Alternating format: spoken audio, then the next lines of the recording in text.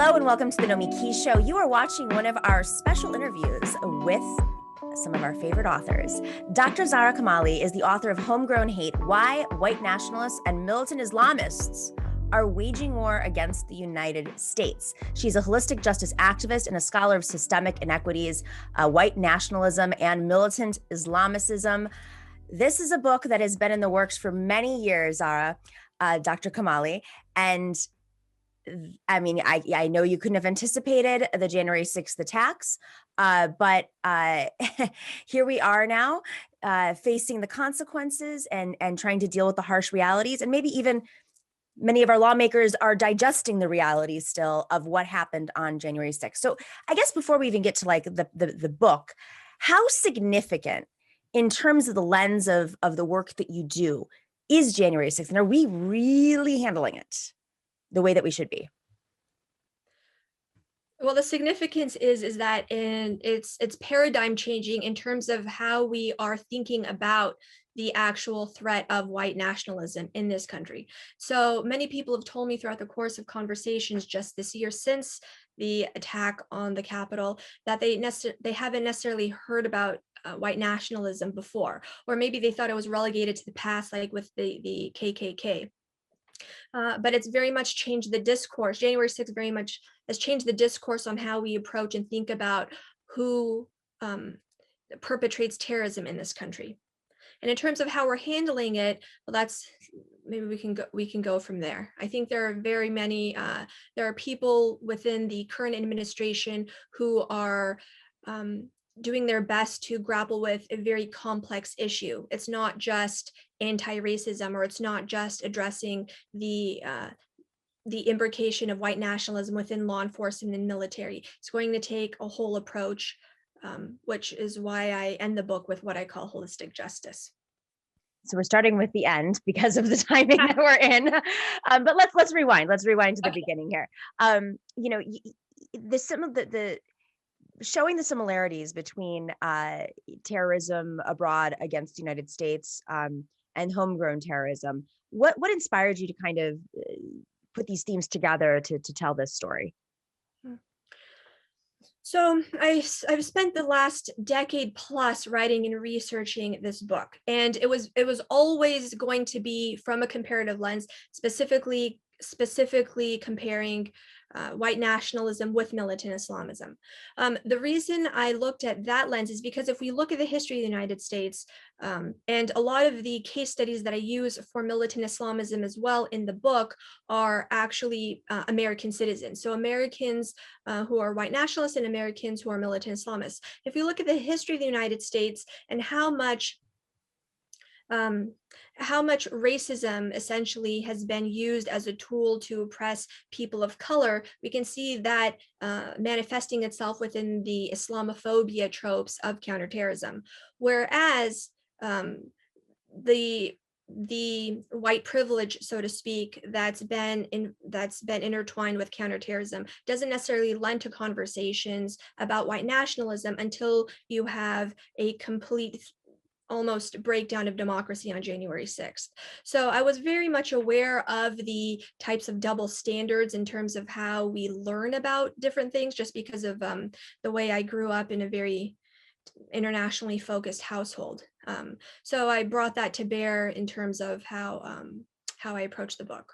And also, if we look at even the media, I grew up, some of my first news memories were of Oklahoma City bombing, which still to this day is the deadliest terrorist attack by an American citizen on US soil to date. And that was on April 19th, 1995. And then a few years later, we have 9/11, and that was perpetrated by 19 hijackers of Arab nationality. And yet we had a war in Afghanistan, and then a whole type of criminalization and culture of surveillance that was really born from that, targeting people in the United States. So it's those kinds of disparities and dichotomies in terms of in policies that really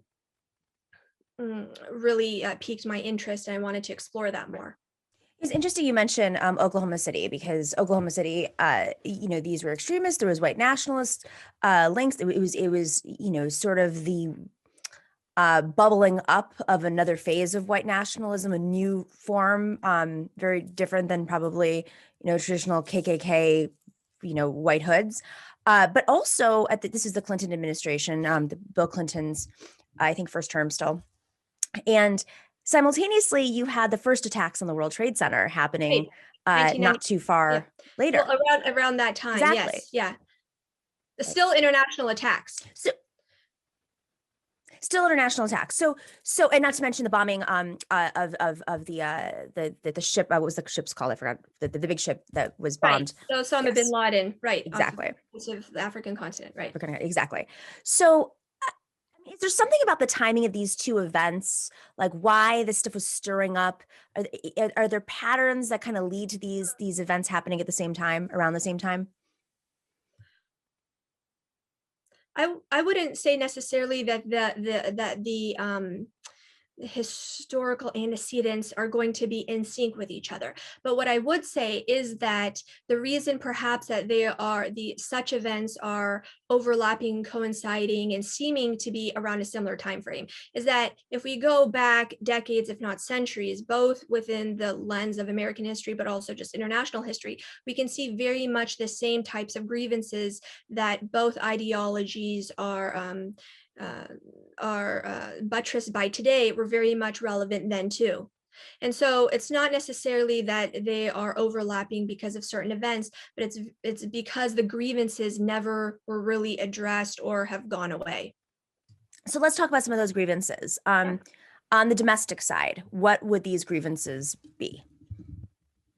Oh, the domestic side. Okay, so the domestic side with regard to white nationalists, are very much a sense of victimhood, in terms of either being outnumbered, seemingly outnumbered by people of color, and that's actually very much born in fact. So we know that the projections for the people of color across the board by 2050 in the United States are going to outnumber the population of adult white people in this country. But then that is twisted by the narrative to justify violence, because those numbers are very much involved with a threat to the cultural and racial dynamics and the institutional power that white people have in this country. Not all white people, but just in terms of how the ideology of white nationalism gains support and also propagandizes these themes. It's a set of grievances, but it's not something that needs to be. I mean, clearly, when you say like it needs to be addressed, how they want to be. I mean, obviously, white nationalists want it to be addressed through some sort of white preservation strategy, Right. which is enveloped in much of our government, as we're fully aware. Yeah. But alternatively, I mean, if it had been addressed, say, if the Oklahoma City bombing, the roots had been fully addressed by the Clinton administration, what would that have looked like? What would a real strategic analysis of the rise of white supremacism in this country have looked like back then? Well, just to go back to what I said about being addressed and in terms of numbers, and of course one can't, mitigate, like the white nationalists really want to have either population control or completely eliminate people of color. But in terms of addressed, I think we can speak to this later too, perhaps, is that there needs to be a curriculum really embracing diversity and celebrating the many different communities that we've had who've immigrated and faced dire challenges trying to come to this country in order to make America what it is today. And it's a lot of immigrants over centuries have come in order to celebrate that. And I think that's very much left out of the scope. So when I say addressing, I really mean just really changing the framework in terms of how we challenge white supremacy, which is the core of white nationalism. Going back to the Clinton administration, if we look at the history of Timothy McVeigh, and the anniversary of the Oklahoma City bombing will be coming up in 19 days, actually. From this taping. Right. So on April 19th, yes. Right, on April 19th. He was a card-carrying member. Timothy McVeigh had an accomplice, but he himself was a card-carrying member of the KKK. When after he perpetrated the attack, he was actually caught with his T-shirt had a Sic Semper Tyrannis logo, which is very much still used today within white nationalist circles. And it was the tree of life. So there was a Jefferson quote, I believe, that said, the blood of tyrants, fuel them. Well, it was about the blood of tyrants on the back of his t-shirt, and that's available at the museum today. You can still see that. But really, it's in order to address his grievances, it would be addressing also the white nationalism that's very much intricated with the military, which is what currently the DHS Secretary Lloyd Austin is trying to do right now. And as we've seen, it's been a generation and a half later trying to actually grapple with the dynamics that have led to Oklahoma City. There was also a component of religious racism with Christian identity and all of that, but in terms of the actual addressing his time in the military, he was an Army vet, and perhaps a range of resources perhaps would have been better suited to have prevented the Oklahoma City bombing. Of course, we don't know for sure, but we do very much know, even January 6th has shown us that the levels of involvement within the January 6th attacks by either current or former military and law enforcement members continues to be an issue today. And the KKK itself was founded by two Confederate soldiers. So we've had this whole history in American, and the whole history within American history of involvement that we are just grappling with today. So how much of this homegrown terrorism, I mean, you mentioned obviously the January 6th events, law enforcement and military, and there's an overlap there too. Much of law enforcement coming from the military and being given these militarized weaponry to patrol their cities, small cities, medium-sized cities, and obviously very large cities like New York City.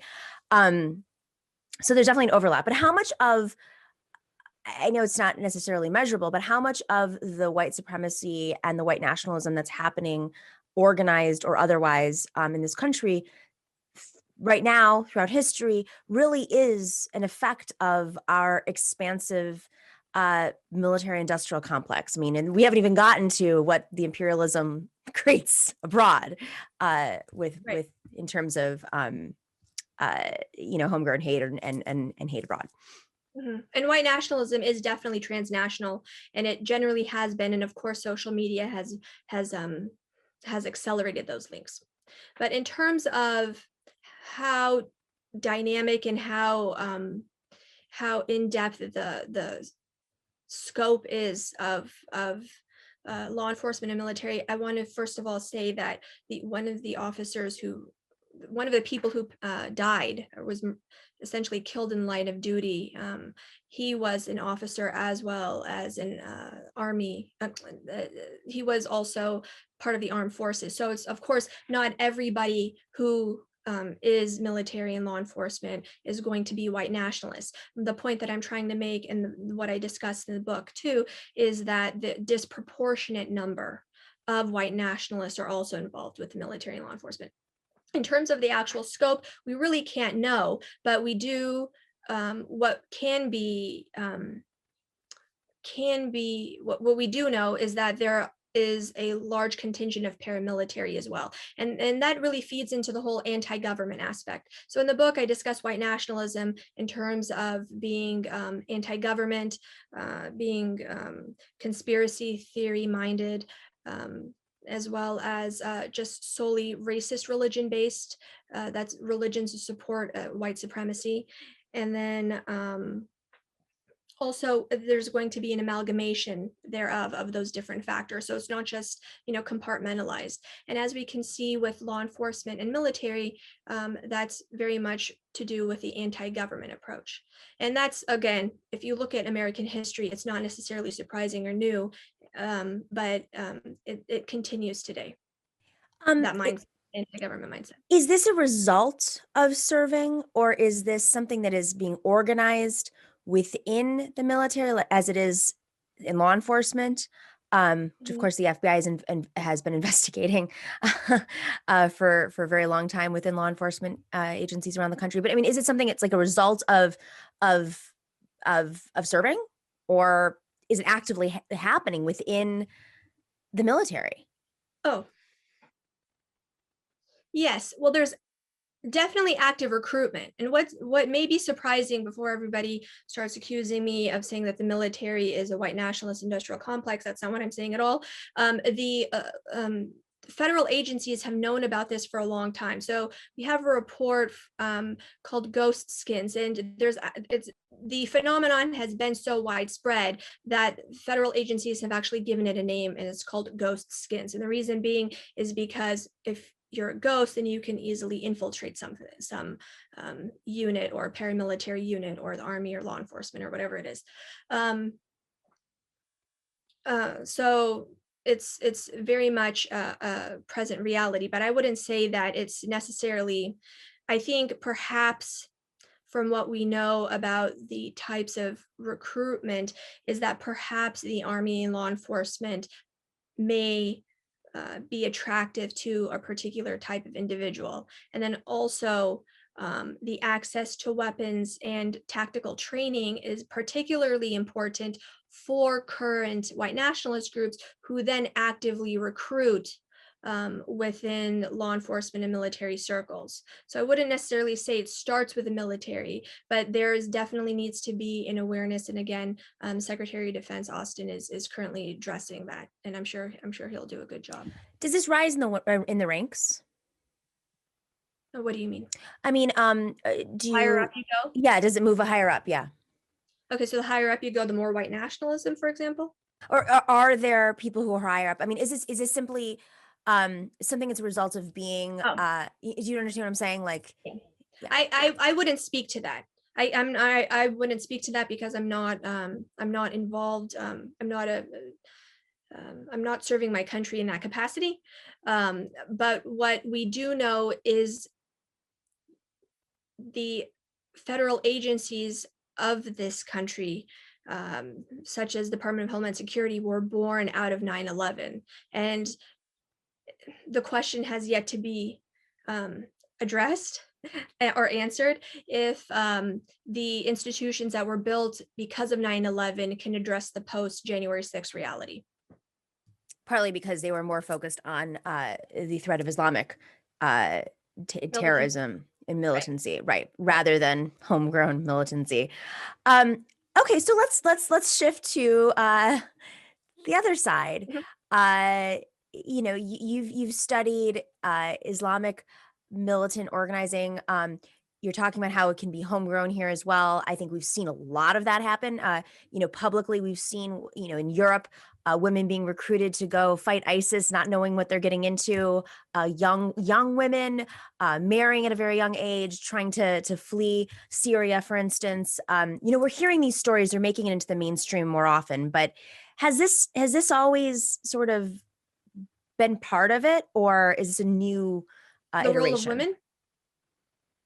Women and just the homegrown Islamic militancy. Well, it's interesting you bring it up because in terms of comparing the dynamics of American citizens involved with militant Islamism in the United States is actually much different than European citizens and naturalized or born within Europe.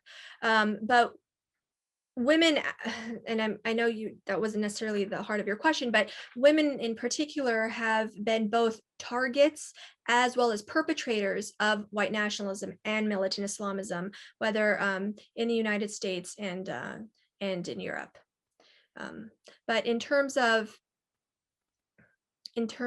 numbers and cases, well, it's actually a completely different dynamic. But if we go back to the American, and we hear about these things in the mainstream media, but there are many reports that have calculated the numbers on different rubrics and define militant Islamists, American citizens in particular, and then white nationalists, American citizens in particular, and then calculated numbers in different ways. And most of them have said that while American militant Islamists actually had more victims, and this is pre January 6th, that the number of attacks were few and far between.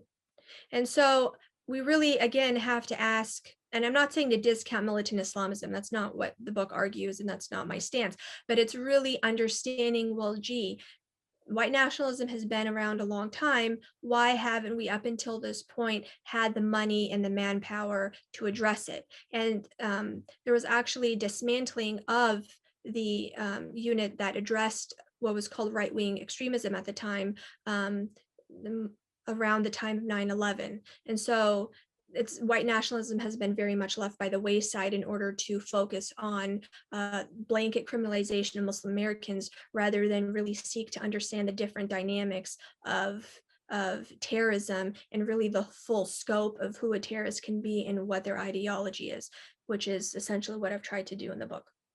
So why did they dismantle that? Clearly, there's enough money to do both. Right. Yeah, there's enough money to do both.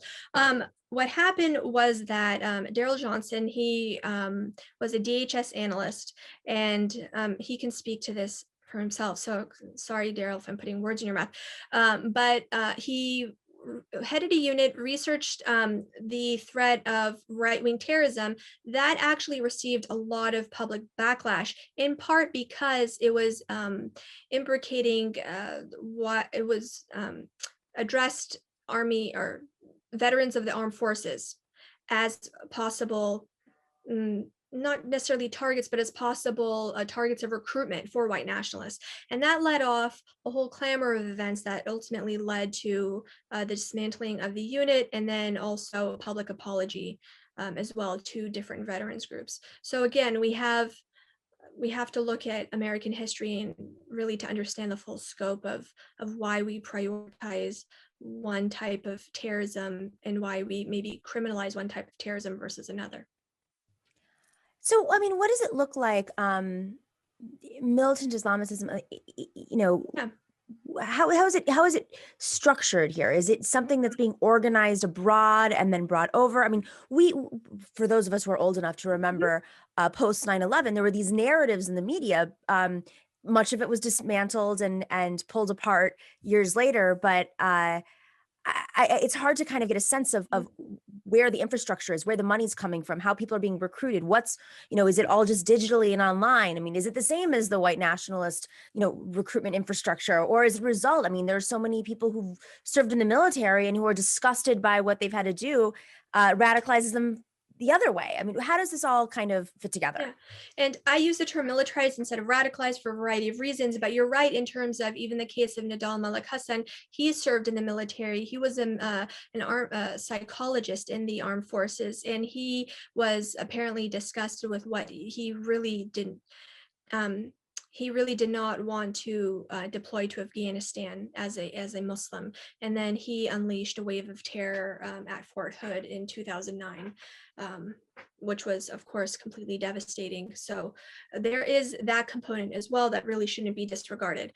But in terms of recruitment, okay, so post 9/11, there was a lot of terminology around lone wolf cells, and there were these cells, and there was a lot of talk about lone wolf cells. And basically what that did was that make every person who identified as Muslim very suspicious, because of course, if you're a quote unquote lone wolf, then any person who identifies as Muslim can be capable of violence. Essentially, that was really what the narrative was trying to, or seemingly trying to implicate essentially all Muslims in this country.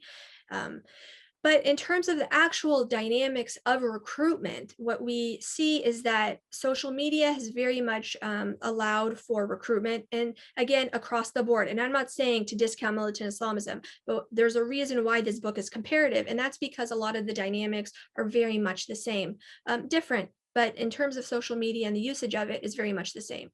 In terms of lone wolves, there's no such thing as a lone wolf, which is why I devote a whole chapter onto the myth of the lone wolf, because as we can see, no matter what the ideology is, there's going to be influence and involvement and ties, whether ideological or physical ties. And by physical, I mean like actual direct communication, like we're having right now. Or it's going to be a matter of, well, I kind of searched this and I fell into the quote unquote rabbit hole of ideology, and the social media algorithms, etc., are feeding me all of this stuff, which I now believe, which has happened in San Bernardino. attacks with the husband and wife. And who kind of like facilitates that? I mean, on the white nationalist side, we are thankfully finally addressing some of these issues, or acknowledging them, I should say, and Right. how politicized they are and how rooted they are in the Republican Party and some of the operatives, whether it's Roger Stone, who, today there's a story out about how he has a whole troll network that's there to inspire and recruit. It's all to influence people, or Steve Bannon and his projects, not to mention what's happening in Europe, especially Eastern Europe, in terms of to influence folks on a transnational level into extremism. But how does that work when it comes to militant Islamism? I'm like, what is the infrastructure? Like, who's funding it? Is it happening domestically? Is it happening coming from abroad? How sophisticated is this ecosystem of influence online? Well, I would say that the networks that are available. Okay, so in terms of, there's very sophisticated media outlets that proselytize messages of hating America or hating the United States, and hating, and that includes the hate of Muslim Americans, or apostates, or people who don't subscribe to a particular version of Islam.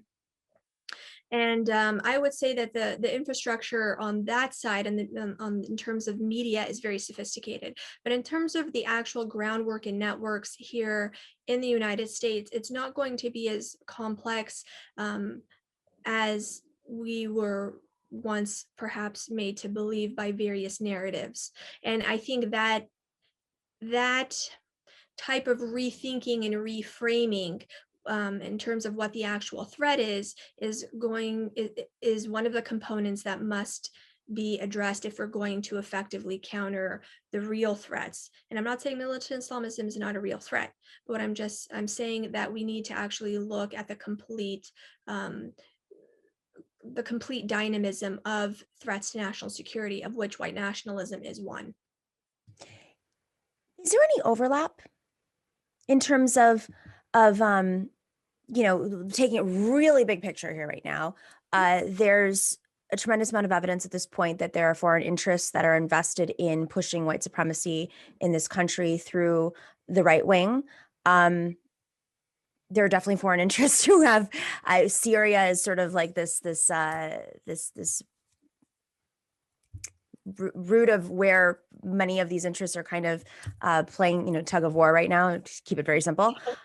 Maybe is what you're trying to say. What was that saying? What was that? Central hub, maybe. Yes, central. Very well said. Yeah. Is there some sort of overlap? Like, do you find that some of the narratives that are being pushed to radicalize on both sides are coming from the same folks? I wouldn't say the same folks, but it's really interesting you mentioned that, and that's something I take care to examine in the book, because I would say that the narratives of white nationalism and militant Islamism, even transnationally, very much play off of each other, and they incite each other. And so we have, again, if you look at the historical context, and that's necessary to understand the scope, we have the Crusades, and that crusaderist ideology and imagery is used on both sides in order to leverage this either Islamophobia component that we find very much intertwined with many facets of white nationalism in this country and around the world, or on the militant Islamist side, you have, well, the Crusades are ongoing as well. And so I would say that the narratives and the points of recruitment play off of each other. Yeah, and actually, there have been incidents of very few, but there have been incidents of overlap between memberships of, white nationalist moves to militant Islamists, vice versa. That's been very few, and that's not necessarily because of any ideological ties. I think the person was probably wanting to be part of a grander narrative with whatever was convenient at the time. Yeah. Playing into egos. Okay, so what do we do about it? This seems like, okay, so the goal is to dismantle what, the military industrial complex, like that. I mean, how do we as a society address this? How do we speak about it? How does government address it? You Mm, know, I'm it's refreshing to see that this administration is at least acknowledging it yeah. openly rather than internally. But I assume that there needs to be more done quickly. Yes. So in terms of, well, and this is the academic side, which might be annoying to some listeners and viewers. It really depends on who you ask. So and we each have, and the reason I'm saying that is because of course people in administration and government levels are going to be able to do certain things which people on the ground, civilians so to speak, cannot. But what we can each do is really understand, and that doesn't necessarily mean agree with, but seek to understand the how white supremacy has been leveraged by institutions, and that includes education, in order to not justify, but in order to permit the current um, threads of white nationalism that we're seeing today. Because as we know, white nationalism is not just anti-racist and that it's anti-black, but it's also anti-racist and it's also racist in terms of it criminalizes and targets all people of color because of white supremacy. And then, of course, there's also a misogynistic component. And then there's this Islamophobic component, anti-Semitic component, queerphobic and ableistic. And so it's really understanding the full scope of how we have come to see people, and not we, but how I guess white nationalists have come to see people as less than and other, and how the way that we learn about history and the way that we learn about people who are different than us, whatever our identities may be, and across gender and all of that, how that has come to be. So relearn different histories essentially, and that's something that I call for. This what I call holistic justice is really really buttressed by what I say is empathy, and that's learning about each other's history and learning about what white privilege is and learning about Islamophobia and learning about all these things and how the counterterrorism paradigm is very much propped up on that. And then also anti-oppression. So what can you do given where you are, in order to create solidarity with communities of color? And if you're white, what kind of privilege can you exercise and leverage? And if you're able-bodied, what kind of privilege can you exercise and leverage? And that's not me being woke, that's just me trying to address or giving agency, or let's see, highlighting that people have agency with, do what you can with what you have where you are right now. And I really, so January 6th doesn't happen again. And that's because we were, as a country and as a global community, we're not necessarily, we're allowing things to happen that really shouldn't be happening.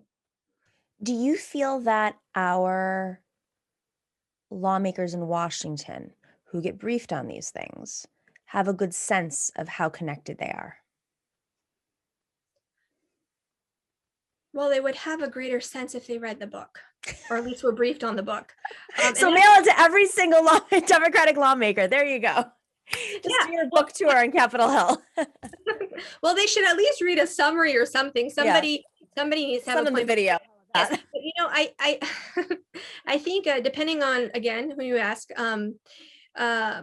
there are a lot of situations and a lot of issues that lawmakers at all levels, local, state, federal, have to deal with. So I would not necessarily expect them to be apprised of these issues as the ins and outs of the complexities of white nationalism and militant Islamism. I would hope so, and that's essentially one of the reasons why I wrote the book, just so people can have an understanding of the full breadth and depth of the national security threats we face today. And that's also why it took so long to write the book. Yeah. Well, I mean, it's fascinating that this book came out of it comes out in April of 2021, less than a year after the biggest uprising after the George Floyd murder. We're on this day, the trial is taking place.